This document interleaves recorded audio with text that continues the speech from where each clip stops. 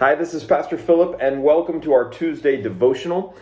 This week we are talking about justice, and justice through the lenses of God and what He has for us.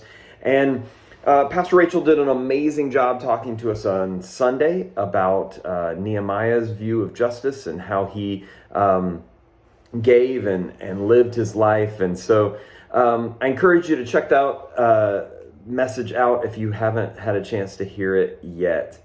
But as I thought about justice and righteousness this week and living that out, I couldn't help but think about Solomon.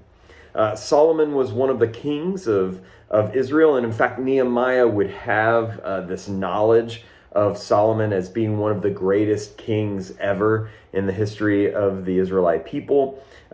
He was the height of power in Jerusalem, the height of wealth, and the height of all things. And many people reminded him, in fact, the Queen of Sheba reminded him that you are supposed to be a king who administers justice and righteousness to your people. The problem is that Solomon did not administer justice and righteousness. He was too busy collecting wealth from other countries, collecting wives from other countries that meant contracts with other countries, collecting power and strength and might from other country. And he brought slave labor into and brought debt, just like Nehemiah was dealing with. He brought those who were enslaved through debt labor into his ranks. And so we see this language again of what really is, what it means to be people of justice, what it means to be people of righteousness. And so why is it that so easily people of God and people of strength and people, even Christians, can so easily fall into an idea of what it means to have power and strength over what it means to show love and mercy and show justice for the least of these, for all of these around us? Why do we do that? Why do we fall on the side of I want to get mine instead of I want to help others?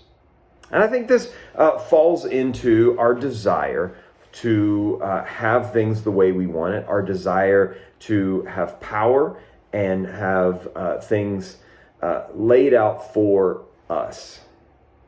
But the whole idea of the kingdom is not that we would have what we want, but the whole idea of the kingdom is that we might be a vessel for the way of Christ so that others might have what they need. Instead of what I want, maybe it's I can use myself and what I have to give to others so that they might have what they need. So where do we start, though? I mean, inflation is on the rise, and there's all these scares and worries, and what's going to happen with in other countries, and war and famine and all of these things. Where do we go from here?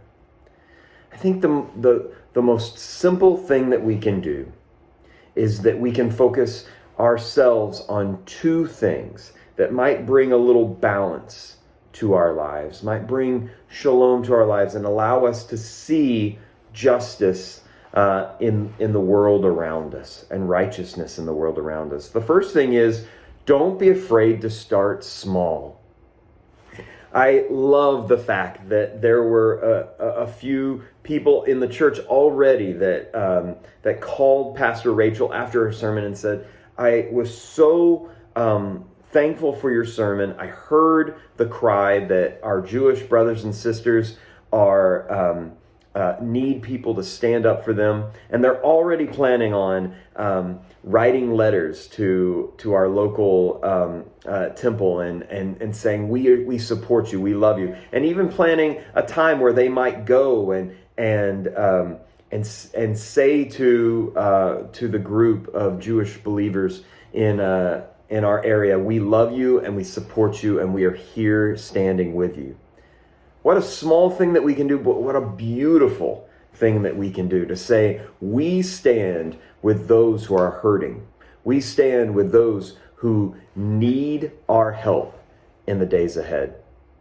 That's a beautiful sentiment. And the second thing we need to really take seriously is relationships.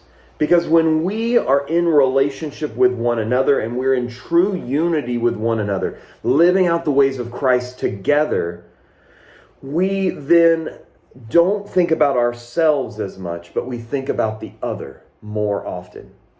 But to do this, we have to humble ourselves, we have to get out of ourselves, and we have to invite others to speak into our lives.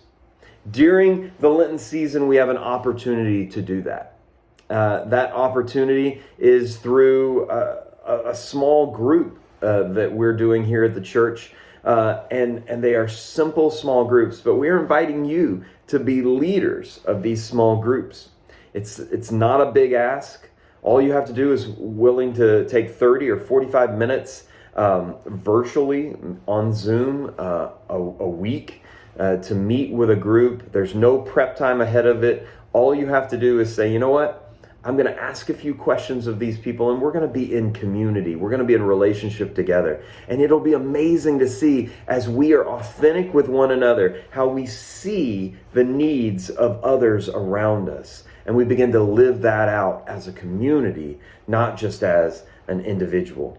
So I encourage you, if you are interested at all in signing up to be a part of a leader of a small group, I would love to hear from you. My email address is philip@fumcwp.org, and I would love to talk with you and to see if you would be interested in being a leader of one of these simple small groups for 6 weeks.